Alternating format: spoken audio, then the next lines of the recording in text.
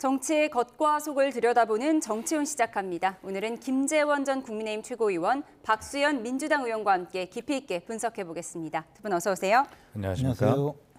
네, 첫 번째 키워드부터 확인하겠습니다. 첫 번째 키워드는 호수 위의 달입니다. 윤 대통령이 어제 헌재에서 12.3 계엄 이후 처음으로 계엄군 수뇌부와 대면했죠. 호수 위 달 그림자를 쫓는 느낌이라며 아무 일도 일어나지 않았다고 강조했는데요. 여야 반응까지 듣고 오겠습니다. 이번 그 사건을 보면은 실제 아무런 일도 일어나지 않았는데 뭐 지시를 했니, 지시를 받았니, 뭐 이런 얘기들이 마치 그 어떤 호수 위에 떠 있는 그 달 그림자 같은 거를 쫓아가는 그런 느낌을 좀 많이 받았고요. 친위 군사 쿠데타 사건을 희화화하려고 하는 것 같습니다. 장난으로 만들려는 것 같습니다. 미수죄, 그거 뭐할로 있습니까? 아무 일도 없었지 않습니까? 살인 미수 죽지 않았지 않습니까? 협박 아무 일 없었잖아요. 근데 왜 처벌합니까? 아무 일도 없었다고요. 심각한 일이 있었습니다. 나라가 완전히 망할 뻔했습니다. 국민들이 듣고 판단을 하겠죠. 종이로 적힌 것과 당사자 입으로 하는 거, 탄핵이나 이런 게 졸속으로 국회 자체가 스스로 어떤 조사나 확인 절차를 거치지 않고 이루어진 일들이기 때문에 어떤 진실적인 규명도 하지 못하고. 네, 7시간 가까이 진행된 5차 변론. 어제 윤 대통령이 증인들과 직접 진실 공방을 벌이는 모습은 없었는데 호수 위에 떠 있는 달 그림자 쫓는 느낌이다. 이 비유 어떻게 들으셨습니까? 일단 윤석열 대통령은 자신이 정치인 체포 지시를 하지 않았다. 그런 지시도 없었는데 마치 정치인 체포 지시가 실제 있었는 것을 전제로 여러 가지 논의가 진행되고 있다. 아마 그런 답답함의 표현인 것 같아요. 윤석열 대통령 스스로가 지금 홍장원 국정원 1차장이라든가 또는 그 수도방위 사령관, 특수전 사령관 등의 그 체포 지시 주장에 대해서 그 점을 명백하게 부인하고 있거든요. 그런 관계에서 체포 지시가 없었을 뿐만 아니라 실제 체포를 시도하거나 체포된 사실도 없어서 이것은 전부 공허한 이야기에 불과하다. 그런 답답함을 표시인데 그걸 가지고 또 전혀 맞지 않게 형법상의 미수죄 또 협박죄 이런 것을 거론하면서 마치 윤 대통령이 다른 이야기를 한 것처럼 비난하는 것은 좀 잘못된 비난이 아닌가 생각합니다. 예, 대통령 측에서는 경고성 계엄이었고 다친 사람이 없었다 이 부분을 강조한 것 같아요. 이에 대해서 이재명 대표가 그렇다면 미수죄는 왜 있냐, 왜 계엄을 희화하냐라고 비판을 했거든요. 어떻게 보셨습니까?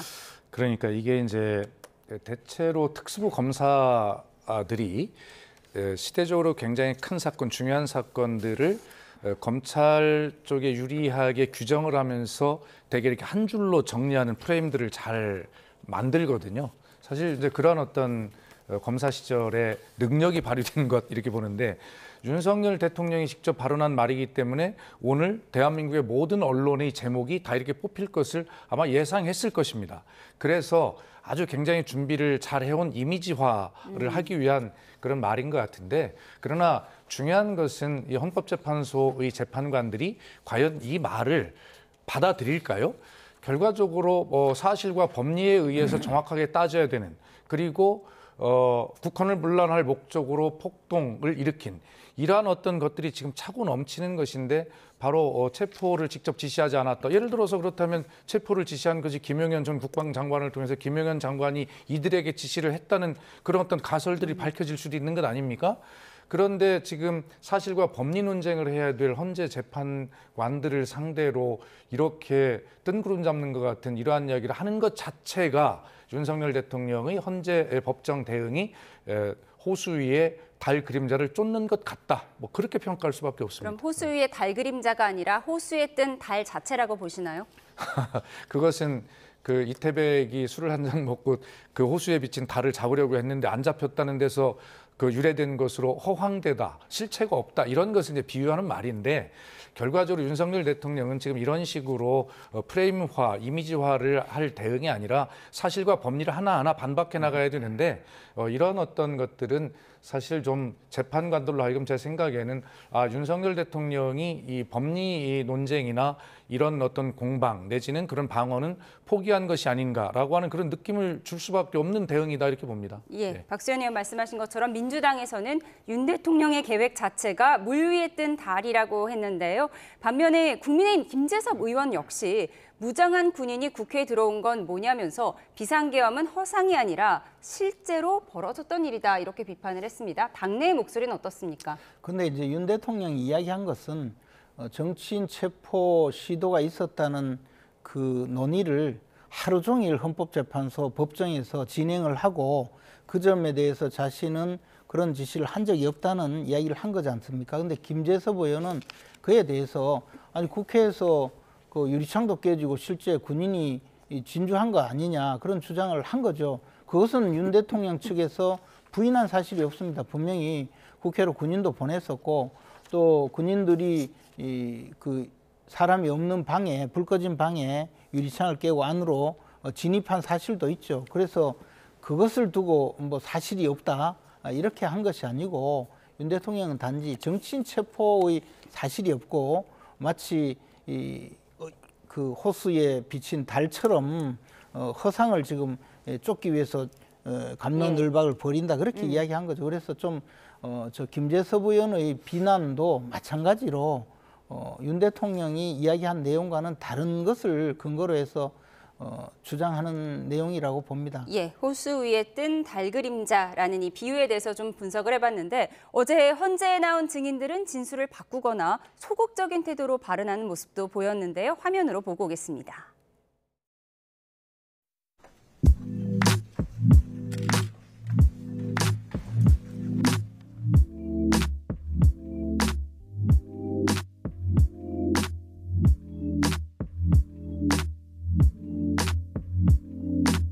이번 기회에 싹 다 잡아들여 싹 다 정리해 국정원에도 대공수사권을 줄 테니까 무조건 도와라는 취지로 말하였죠.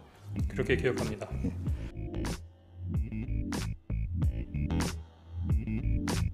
제가 홍장원 차장한테 전화한 거는 계엄 사무가 아니고 해외 순방 때 국정원의 해외 담당 파트가 여러 가지 그 경호 정보를 많이 도왔기 때문에 제가 격려 차원에서 전화를.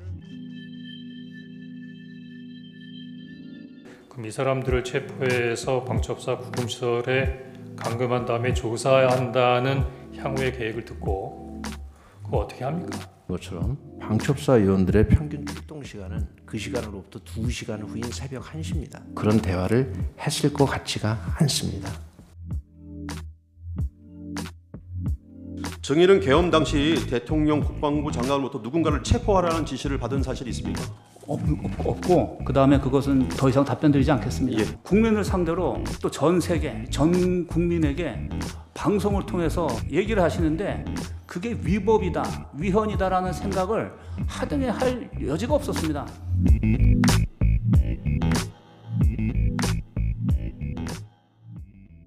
어제 출석한 3명의 증인들 각각의 온도차가 좀 있었습니다. 그런데 대통령 체포 지시에 대해서 대통령이 정치인을 체포하라고 지시했다. 이 부분에 대해서 강하게 주장한 건 홍장원 1차장뿐이에요. 네. 재판을 받고 있지 않기 때문일까요? 그렇죠. 홍장원 1차장은 본인이 뭐 거짓말할 이유가 없다라고 증언 이후에 나와서 밖에 나와서 기자들과의 문답을 통해 그렇게 이야기를 하고 있죠. 그 이야기는 점잖게 돌려서 이야기를 했지만 사실은 대통령이 거짓말을 하고 있다라고 하는 것을 이야기한 것입니다.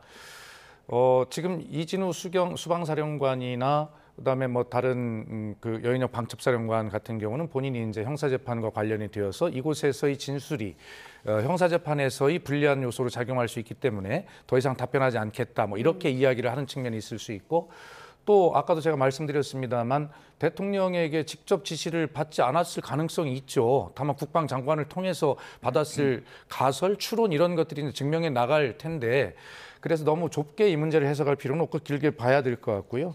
그다음에 이진우 수방사령관 같은 경우에는 대통령이 생중계로 발표를 했기 때문에 그것이 검찰총장 출신인 대통령이 생중계로 그렇기 때문에 위헌 위법을 도저히 의심할 수 없었다라고 하는 것은 결과적으로 자신에게 닥칠 수 있는 여러 가지 법적인 의미 이런 것들을 축소하거나 빠져나가려고 하는 그런 자기 방어 논리를 지금 피고 있는 것이거든요. 지금도 적법하다, 계엄은 적법하다고 생각한다 이렇게 진술을 했어요. 아니 그래야 자기가 빠져나갈 수 있는 것 아닙니까?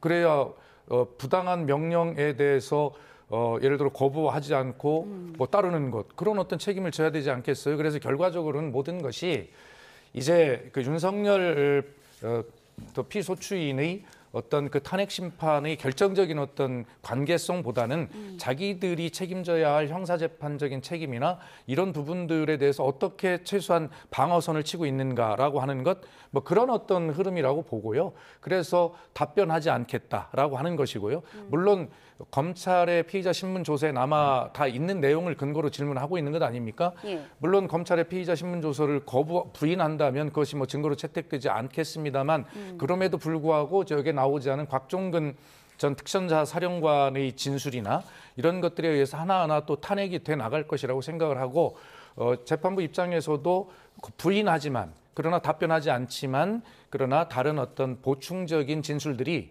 내란 국조특위에서 충분하게 또 나오고 있기 때문에 뭐 큰 심판의 흐름에는 변화가 없을 것이다 그렇게 봅니다. 예, 어떻게 보면 대통령에게 유리한 진술을 했다고 볼 수 있는 이진우 전 수방사령관에 대한 진술이요. 재판 전략이었다 이렇게 보고 계세요. 어떻게 보십니까? 뭐 틀림없이 자신의 형사재판 과정에서 벌어질 수 있는 여러 가지 가능성을 생각하고 진술을 할 수밖에 없습니다. 또 실제로 그렇게 했으리라고 보고요. 문제는 이 헌법재판소 법정에서 증인으로 출석해서 증언하는 내용도 위증을 하면 처벌을 받습니다. 그렇기 때문에 여기서 허위 사실을 진술을 할 수가 없어요. 근데 저는 홍장원 그 국정원 1차장의 증언 내용에 대해서는 그분이 지금까지 해왔던 진술과 거의 유사하거든요. 그런데 어떤 내용에서도 윤석열 대통령이 직접 정치인을 체포하라고 지시했다는 이야기도 윤 대통령은 하지 않고 그게 아니라고 하고 있고 홍장원 차장도 자신이 정치인을 체포하라는 지시를 받았다고 한 것이 아니고 그때 당시에 싹 다 잡아들여 이 이야기를 들었다는 것 아닙니까? 그래서 그것을 여인영 방첩사령관한테 전화를 했더니 여인영 방첩사령관이 체포 대상자를 불러줬다는 이야기고 그런데 또 여인영 방첩사령관은 증인으로 나와서 자신이 그렇게 이야기할 상황이 아니라는 거잖아요. 방첩사 요원들이 출동할 땐 새벽 1시 이후인데 어떻게 10시 반 무렵에 전화를 해서 명단을 불러주느냐 또 뭐 그런 이야기가 있고 그러니까 이게 지금 전후 사정이 좀 많이 다른 겁니다. 그리고 지금 그 수도방위 사령관이나 방첩사령관은 기본적으로 정치인 체포 지시를 받지 않았다는 주장이잖아요.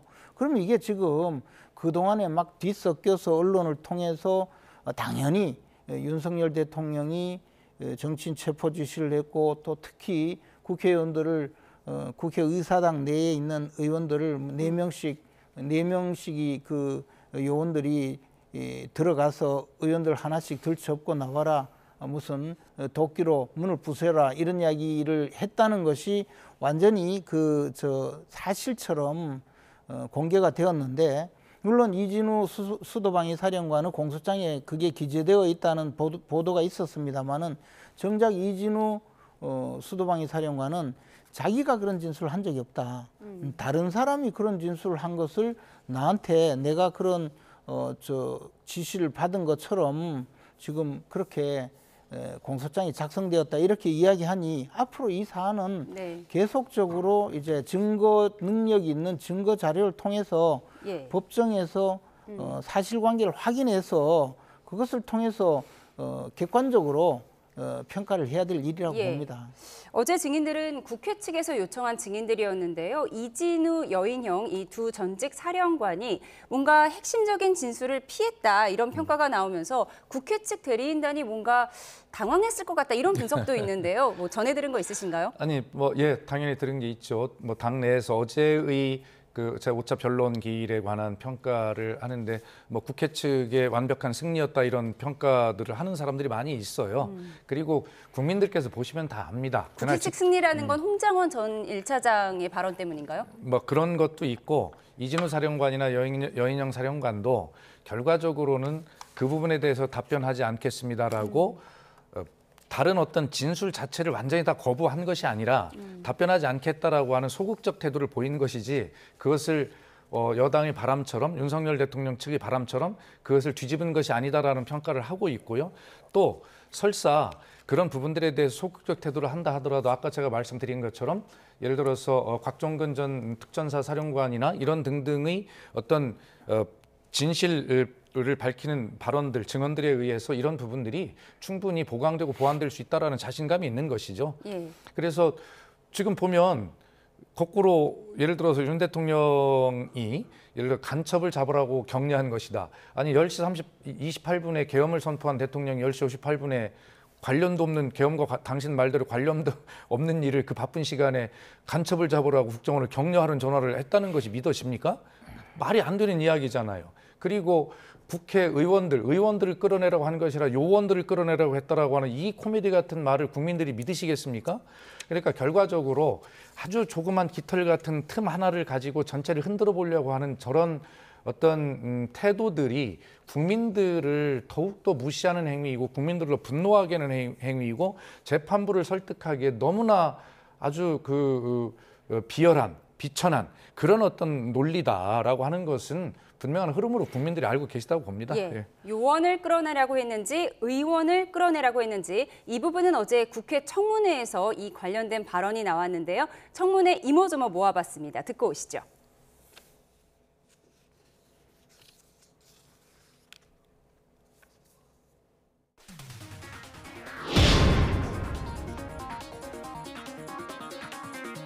요원을 빼내라고 했던 그때 당시의 시점에서는 도저히 그 인원들이 본관에 들어가 있지도 않았습니다. 그러니까 국회의원이나 국회 보좌진 외에 별도의 타겟 대상물이 없었다라는 것이죠.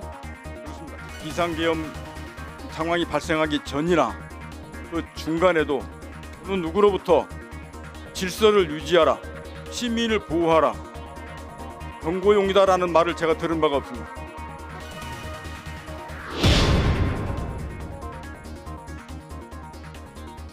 나와 뭔가 문제를 만들었을 때 끝까지 함께 할 수 있는지를 질문을 많이 하셨었어요. 이름하고 생년월일을 가져가지고 오셔서 제가 이제 이분은 그냥 보통 군인은 아닌 것 같아요. 이제 했더니 이 사람이 나중에는 장관이 될 거다. 그때는 장관이기 전이었었거든요.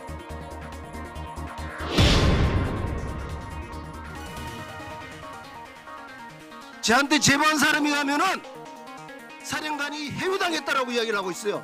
공익 신고자로 추천해주겠다는 이야기 있었어 없었어요? 말씀하십시오. 있었어 없었어? 예스 노를 이야기하라니까. 어디다 대고 회유를 했다고 합니까? 그 말을 좀 가려서 하세요. 하셨잖아요, 회유. 싸가지? 말 함부로 사과하세요. 싸가지라뇨. 제가 사실대로 얘기를 지금 드리고 있잖아요. 선을 넘네? 해보자는 거예요? 네, 어제 있었던 청문회 모습 보여드렸습니다. 요원이냐 의원이냐 이 부분이 공방이었는데 결국 끌어낼 요원이 없었다라는 발언이 나왔어요. 이야기는 결국 곽종근 특수전 사령관이 처음에 김병주 의원의 개인 유튜브에 출연을 해서 처음에 요원이라고 이야기를 하고 또 그 이후에 김병주 의원이 국회의원들 말이죠 하니까 곧바로 동조해서 의원이라고 하니까 사실 아마 곽종근 특전사령관이 처음부터 좀 혼란을 일으키는데 일조를 한 것 같습니다. 그리고 본인도 지금 정확하게 그 경위를 잘 설명하지 못해요. 물론 나중에 변명하기는 처음에 요원을 의원들을 끌어내라는 지시이고 뒤에는 요원들을 철수시키라는 지시를 동시에 받았기 때문에 그 두 가지를 설명하다 보니 그렇게 됐다는데 막 그게 과연 가능한 이야기인가 그것도 좀 의문이다 보니까 국회에서는 저런 논란이 있는 것 같고 저는 뭐 개인적으로 이 문제도 앞으로 법정에서 제대로 반대 신문권이 보장된 상황에서 예. 밝혀질 수 있을 것 아닌가 생각합니다. 아직까지는 그냥 국회에서는 일방적인 정치적인 주장과 본인의 주장밖에는 남아있지 않거든요. 그러니까 법정에 나와서 또 많은 또 반대 신문이 있겠죠. 예. 곽종근 전 사령관은 홍장원 국정원 1차장과 함께 정치인 체포 지시가 있었다라고 주장하는 인물입니다. 이런 가운데 국민의힘에서는 곽 전 사령관이 해당 증언을 하기 전에 민주당의 회유를 받았다 이런 주장도 하기도 했어요. 아니 저런 것을 민주당의 회유를 받아서 저런 증언을 하고 뭐 합니까? 적어도 붙일 때 갖다 여러 가지 붙여야 되는데 지금 예를 들어서 국민의힘에서는 사실 이 국민이 다 보고 전 국민이 증인인 이러한 명백한 사실에 대해서 어떻게 해서든지 윤석열 대통령 탄핵은 이미 기정사실화 돼 놓고 이 조기 대선 전국으로 몰고 가면서 어떻게 박근혜 탄핵 때처럼 허무하게 민주당에게 정권을 주지 않을 것인가라고 하는 데만 목표가 있기 때문에 사실은 아무 말 던지듯이 그냥 막 국민적 상식적 눈높이에 봐도 맞지 않은 말들을 계속 지금 하고 있는 것이죠. 그것이 대표적으로 의원을 요원으로 바꾼다든가 뭐 이런 문제들 아니겠어요? 그리고 지금 곽종근 전 사령관 입장을 돌이켜 생각해 보면 명예롭게 싸워왔던 자신의 군 경력이 완전히 끝나버린 겁니다. 그리고 앞으로 인생도 사실은 거의 감옥에서 보내야 될 확률이 많잖아요. 저런 상황에서 거짓말할 이유가 뭐가 있습니까? 그러면서도 곽종근 사령관이 화가 난 것은 제가 볼 때는 아니 김용현 국방장관이 내가 다 책임진다. 명령 안 들면 항명이다. 라고 해놓고 지금 누가 책임집니까? 자기들은 다 구속이 됐는데 윤석열 대통령만 나는 사령관들에게 그런 명령을 내린 적이 없다라든가 그리고 윤석열 대통령이 유리한 국회에서 이 그야말로 요원들, 병력들을 철수하라는 명령을 자기가 조기에 철수 명령을 내렸다는데 지금 곽종근 사령관과 이진우 수방사령관의 말에 의하면 전혀 그런 명령을 받은 적이 없고 자신들이 판단을 해서 철수를 시켰고 그것을 김용현 장관에게 거꾸로 보고하고 그렇게 했다는 거 아니에요? 그러니까 자기들의 인생은 끝났는데 자기들이 판단해서 잘한 것은 대통령이 가로채가고 있고 이런 상황에서 도대체가 어떤 인간적인 어떤 면으로 볼 때 저렇게 솔직하게 진술을 하지 않을 이유가 없는 거예요, 지금 상황이. 다시 한번 말씀드리지만 이 큰 탄핵 심판의 흐름이나 이런 문제는 좋습니다. 내란죄에 대한 형사재판은 나중에 뭐 따지기로 하고 이 탄핵이 지금 닥쳐 있으니까 이 문제는 아까도 말씀드렸지만 윤석열 대통령 스스로가 선거관리위원회는 내가 군병력 투입을 지시했다라고 본인 스스로가 지금 자백을 하고 있어요. 아, 그 부분이요. 네, 예. 왜 인정했다고 생각하세요? 이게 대통령 본인에게는 불리하게 역할을 할 수도 있는 진술이잖아요. 그러면서 윤 대통령이 측에서 붙인 말이 뭐냐면 그 단순히 부정선거와 관련된 그런 선관위 시스템이 어떻게 됐는지를 한번 살펴보려 했다라고 하는 것은 이 계엄하에서 행정사법 시스템 안에서 당연히 그 정도는 할 수 있는 것으로 착각했다라고 하는 그런 빠져나갈 수 있는 그 법리를 지금 만들고 있는 것이에요. 계엄의 정당성을 위한 법리 구성이다. 그렇습니다. 저는 그렇게 보고요. 검찰총장 출신이신 대통령께서 그 헌법기관을 군을 투입했는데 그것이 국헌문란을 목적으로 하지 않았다는 것을 모를 리가 있겠어요. 그러나 나는 그것이 살펴보는 것은 되는 줄 알았다라고 하는 말씀을 붙이고 있어요. 예. 그러나 분명한 것은 헌법기관인 선거관리위원회를 중단시키려고 하는 그러한 것을 직접 했다라고 자백한 결과가 될 겁니다. 앞으로도. 예. 예. 저희가 청문회 이모저모 보여드렸는데 한편 어제 청문회장에 무속인이 등장해서 눈길을 끌었습니다. 노상원 전 정보사령관이 점괘를 봤다. 점괘를 보기 위해서 자주 찾았다는 무속인인데 어떤 청문회의 본질은 아니다라는 비판도 나오고 있어요. 근데 뭐 내용이 없지 않습니까? 그냥 자신이 점괘를 봐줬다는 거고 그 사실 정치인들 중에도 그 사주 보러 가는 사람들 많은데 노상원이라는 분은 좀 특수한 사람 같아요. 자신이 점집을 차리고 자신도 다른 사람 사주를 봐주는데 아무래도 그 업계에서는 자기보다는 한 수위라고 생각했으니까 직접 찾아갔지 않겠습니까?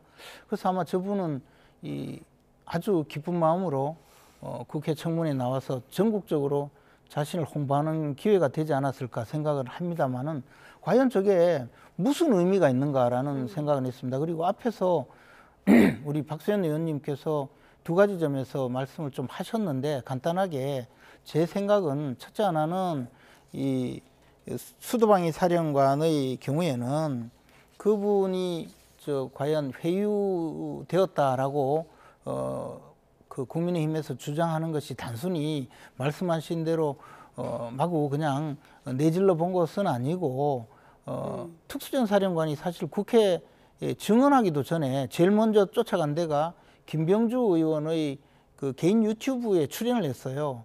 그리고는 그때 이후로 민주당에서 이 그 특수전 사령관에 대해서 공익신고자로 인정을 해주겠다 이렇게 또 발표를 하고 뭐 그런 과정이 있으니까 아무래도 저분에 대해서 뭔가 좀 회유가 있었지 않느냐라는 의혹을 제기한 것이고 뭐 저는 그 점에서 충분히 가능한 의혹이라고 생각합니다. 그렇다고 해서 평생 군인으로 봉직한 장군이 또 거짓말한다 제가 이렇게 몰아붙이는 것도 아니고 그리고 윤석열 대통령이 그 점에서 선관위에 그 군인들을 투입한 것이 뭐 이러이러한 주장을 하면서 뭔가 착각했다고 주장하는 것이 아니고 그런 법리를 주장하고 있어요. 그래서 그것은 좀 잘못 말씀하시는 것 같습니다. 회유 주장에 대한 반박까지 들어봤고요. 저희는 다음 키워드로 가겠습니다. 키워드 보여주시죠.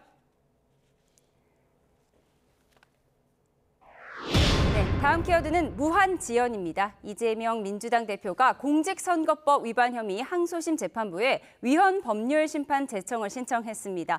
여당은 재판 지연 전술이라고 강하게 비판하고 있는데요. 이재명 대표에 이어 권성동 원내대표의 목소리까지 듣고 오시죠. 위헌 법률 심판 신청한 거 기각되면 헌법소원까지 낼 계획이신가요? 재판은 전혀 지연됨 없이 신속하게 끝날 것입니다. 민주당은 가짜뉴스를 처벌하겠다고 하면서 이재명 대표는 가짜뉴스에 대해서 면책하자고 주장하고 있습니다. 당과 당대표의 태도가 이렇게 이중적입니다. 이재명 대표는 여러분들 아시다시피 국회에서는 29번에 걸친 무한 탄핵을 하면서 자신의 재판에서는 무한 지연을 시키고 있습니다. 이재명 대표에게 경고합니다. 기본사회, 기본소득 챙기지 말고 기본도덕부터 갖추길 바랍니다. 네, 공직선거법 250조 1항이 위헌인지 여부를 판단해달라. 사실 위헌 법률 심판 제청할 것이다 예상은 나왔었는데 실제로 했네요. 그렇습니다. 네, 꼼수 지연이라는 비판은 어떻게 피해갈까요? 예, 이 문제는 뭐 국민의힘에서는 당연히 그렇게 비판할 소지가 충분히 있었죠. 그러나 이재명 대표의 입장에서 보면 충분하게 어떤 방어권을 행사하고 할 수 있는 정당한 권리라고 또 주장할 수 있는 부분도 있어요. 아마 쉽게 설명해 보면 이렇게 한번 설명해 드려볼게요. 공직선거법 250조 1항은 당선될 목적으로 연설, 방송, 신문 등 방법으로 출생지, 가족관계, 직업, 경력 등에 관해 허위 사실을 공표한 경우 이렇게 돼 있거든요. 네. 그러면 이재명 대표가 지금 쉽게 얘기하면 대통령 후보 자격을 갖지 못하게 될 가능성 등이 이 엄청난 이 공직선거법 허위 사실이 뭐냐면 김문기 처장을 성남시장 재직 시에는 몰랐다. 그다음에 국토부로부터 백현동과 관련 협박을 받았다 이런 거잖아요.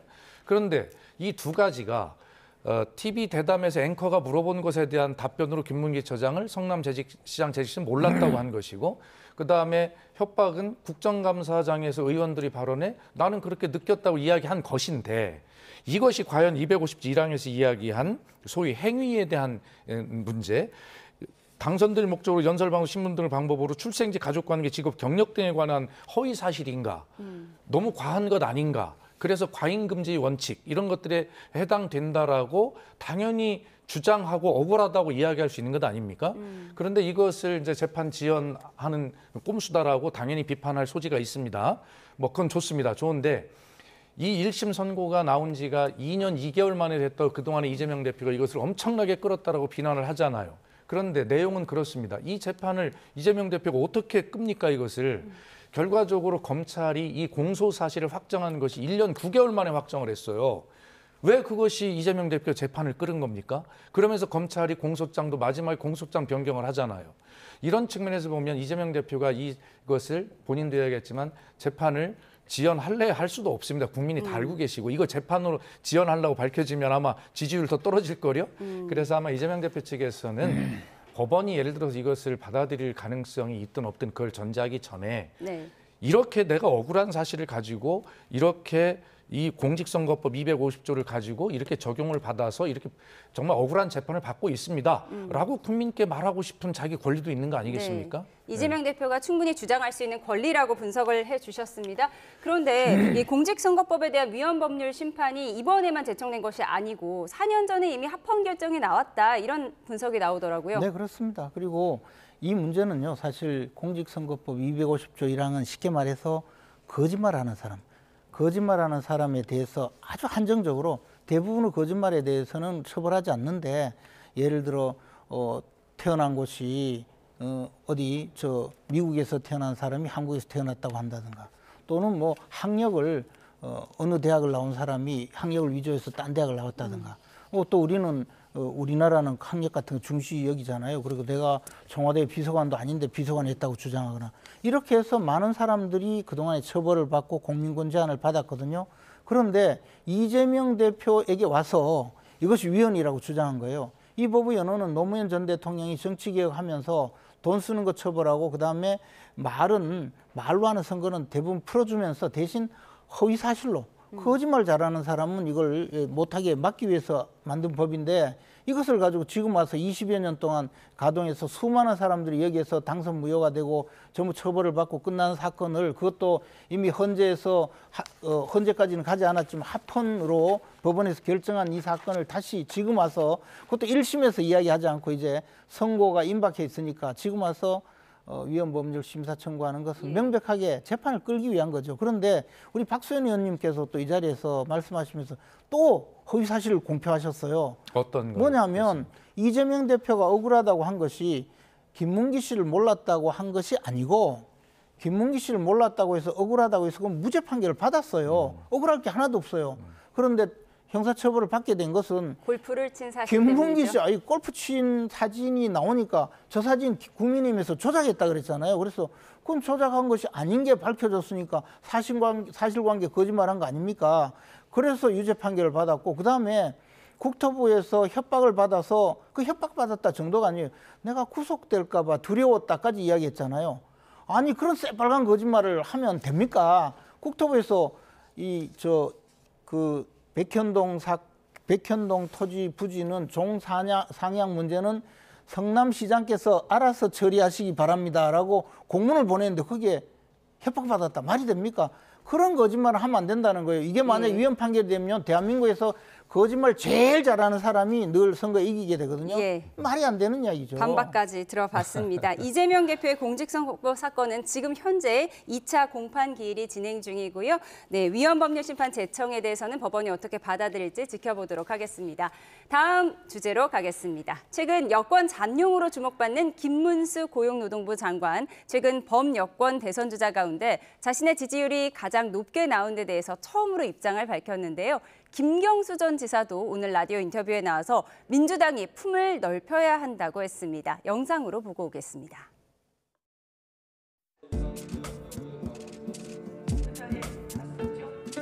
모두 자리에서 일어나서 국민 앞에 사죄 드리세요. 지금 일어나십시오. 일어나세요.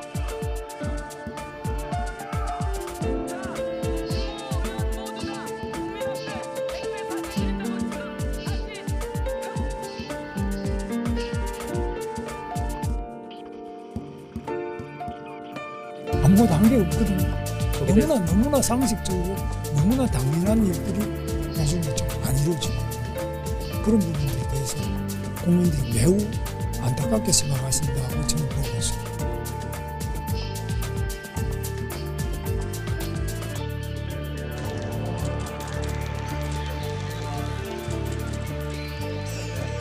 일단은 민주당이 이제 품을 넓혀야죠. 사과가 아니더라도 그런 분들도 이제는 민주당이 함께 새로운 대한민국을 만들어 나간 주체로서 인정해 주시고 함께 하자. 그렇게 끌어안아 나가면 지금 내란 상황에서 정권 교체를 해내지 못하면 이건 진짜 역사에 죄를 짓는 거 아니겠습니까? 네, 김문수 장관 대선 출마에 대해서 물으니까 검토하거나 생각한 적이 전혀 없다 이렇게 얘기했는데요. 정말로 대선 출마에 대한 생각이 조금도 없을까요? 저는 김문수 장관과는 20년 이상 알고 지내는 사이인데 실제로 대선 출마에 대해서 언급한 적이 없어요. 그리고 김문수 장관은 지금 윤석열 대통령의 탄핵을 강력하게 반대해온 사람이고 또 윤석열 대통령의 계엄 선포는 잘못되었다고 판단하고 있지만 구속 수사도 이것은 명백히 잘못되었다고 주장하고 있지 않습니까? 이런 판에 탄핵이 부결되어야 된다고 지금도 주장하고 있는 분이 한쪽으로는 내가 대선에 출마 준비를 하고 있다는 그 뉘앙스를 보인다든가 그런 태도를 보이면 이게 이율배반적인 행위잖아요. 네. 그래서 김문수 장관은 굉장히 그런 면에서는 원칙주의자고 원칙을 지키려고 노력하는 분이기 때문에 아마 그 현재까지 대선 출마를 검토한 적이 없다 또는 그런 네. 생각을 해본 적이 없다는 말은 사실일 거라고 봅니다. 다만 그렇다고 하더라도 지금 보수 진영에서 상당히 높은 지지를 얻고 예. 있고 그것이 본선 경쟁력까지 이어질 수 있다면 많은 사람들이 또 대선 출마를 요구할 수 있고 그 점에 대해서 대선 출마에 뛰어들 가능성도 저는 없지는 않다고 예. 봅니다. 생각이 없다가도 지지율을 보면 조금 생각이 생길 수도 있을 거라는 그런 판단도 드는데요. 어떻게 보세요? 그렇죠. 정치인이라는 것은 여론조사 숫자나 그래프를 보면 거기에 마음이 흔들리게 되어 있죠. 하여튼 뭐 그건 모르겠습니다. 다만 이제 저희 당 내부의 사정에 대해서 물으신 취지로 제가 이제 질문을 이해하면 그렇습니다. 김경수 전 지사 이야기대로 민주당은 좀 품을 넓고 다양해지고 포용해야죠. 네. 그러나 문제는 그러지 말자는 것이 아니라 지금이 그럴 때냐라고 하는 질문이 하나 더 있는 겁니다. 그래서 지금 누구나 이 탄핵 인용이 이 내란죄의 형사 재판이 정확하게 진행이 되고 정리가 될 것이라고 믿습니다만 그래도 지금까지 우리가 봐왔듯이 윤석열 대통령 측이 저렇게 저항하고 있고 저렇게 빠져나가려고 하고 있고 이렇게 모든 것들을 이런 상황 속에서 과연 우리가 여기에 지금 먼저 집중하는 것 예. 다시 말해서 집에 불이 났을 때 우선 불을 다 끄고 잔불까지 정리를 하는 것 그리고 나서 그 집을 어떻게 세울 것인가를 말하는 것이 맞다라고 하는 그런 어떤 또 하나의 질문이 있는 것이지 김경수 지사나 지금 소위 뭐 비명인지 뭔지 전 모르겠습니다. 그러나 이야기하는 저런 논리들을 틀리다 내지는 하지 마라 이런 것이 아니라 적어도 탄핵이 인용될 때까지는 좀 우리가 한 목소리를 가야 되는 거 아니냐라고 하는 또 다른 하나의 질문이 같이 있는 것이다. 적어도 지금은 민주당이 한 목소리를 내야 한다 네, 이렇게 그렇습니다. 말씀을 해주셨는데 김경수 전 지사 민주당 복당 절차는 진행되는 건가요? 뭐 당연히 그렇게 하겠죠. 네, 그렇게 되리라고 믿습니다. 예. 그 절차에는 문제가 없다. 그럼 마지막으로 짧게요. 한동훈 전 대표가 김종인 전 비대위원장을 만났다고 하고요. 김종인 전 비대위원장 뭐 선거 때마다 별의 순간을 언급하기도 했는데요. 어떤 대화가 오갔을 거라고 보세요? 별의 순간을 언급했을까요? 김종인 위원장이 그렇게 이야기했을지는 모르겠지만 우리 김종인 위원장의 비서실장 출신인 박수현 의원께서 훨씬 더 잘 아시겠지만 지금 한동훈 대표를 별의 순간이라고 하면서 추켜 세울 그럴 분위기는 김종인 위원장은 그럴 가능성이 별로 없다고 봅니다. 그러나 한동훈 대표는 지금 이제 자신이 대선 출마를 목전에 두고 이런 분들을 찾아가면서 자신을 알리고 또 그분들에게 좋은 평가를 받고자 하는 그런 일환이라고 생각을 합니다. 예, 뭐 한 전 대표는 최근 조갑재 보수 논객 또 김종인 전 비대위원장 유인태 전 사무총장까지 만나면서 보폭을 넓히고 있는데요. 앞으로 어떤 타이밍을 잡을지 저희가 지켜보도록 하겠습니다. 여야 잠룡들의 움직임까지 살펴봤습니다. 지금까지 정치온 김재원 전 국민의힘 최고위원, 박수현 민주당 의원과 함께했습니다. 고맙습니다.